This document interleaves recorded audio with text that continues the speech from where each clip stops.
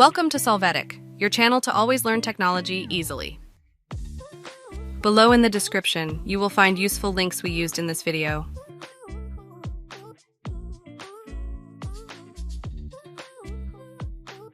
Today in Solvetic, we will see how to subtract two cells in Excel. We will open Excel to see the cells to be subtracted. There, in the desired cell, enter the equal sign, the initial cell, then the minus, and then the cell with which the subtraction will be performed. Press Enter to see the result. If you have more cells, you can drag this formula to show the applied subtraction.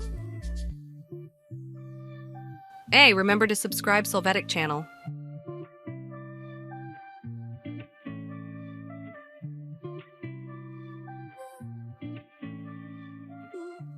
We hope it has been helpful for you.